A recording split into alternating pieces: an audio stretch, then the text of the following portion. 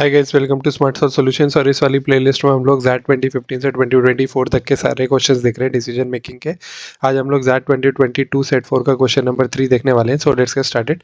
तो ये set already आपको क्वेश्चन 1 में मैं डिस्कस कर चुका हूँ। अगर आपने नहीं देखा है तो आप जाके देख सकते हैं।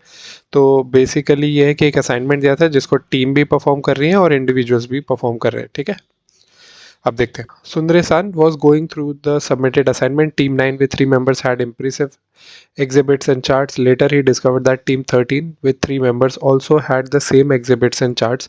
He realized that one of the teams had copied from the other. Hence, he informed both the teams that he would award an F grade, fail grade to both the teams for copying. Later that evening, Ashi from Team 9 called and admitted to sharing exhibits and charts with Anvi of Team 13. Further, she mentioned that Anvi could not put enough effort since she lost significant amount of time due to COVID-19. Therefore, Anvi requested for help. However, Anvi assured Ashi that she would not reproduce the shared content.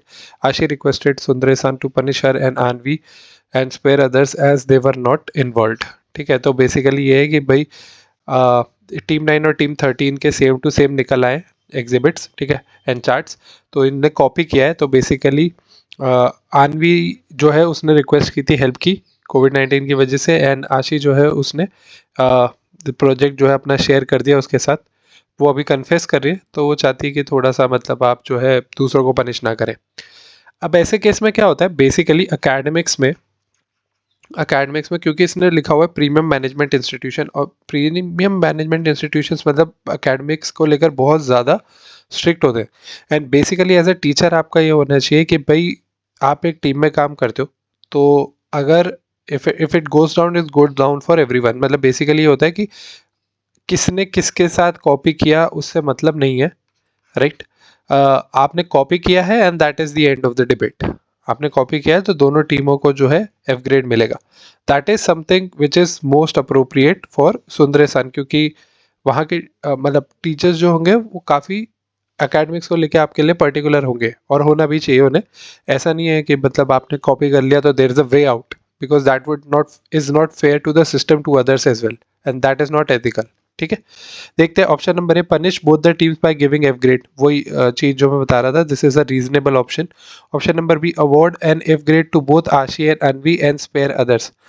मतलब एक बार के लिए क्योंकि उन्होंने confess किया, but then again वही बात हो जाएगी कि टीम में अगर आप टीम को पनिश करने वाली बात जो होती है मोस्टली वो ये चलेगा, क्योंकि टीचर्स जो है they are not gonna consider who cheated with whom. It's like कि आप I have a 2 reports with me, both of them are same, and plagiarism को लेकर बहुत ज़्यादा strict होते हैं।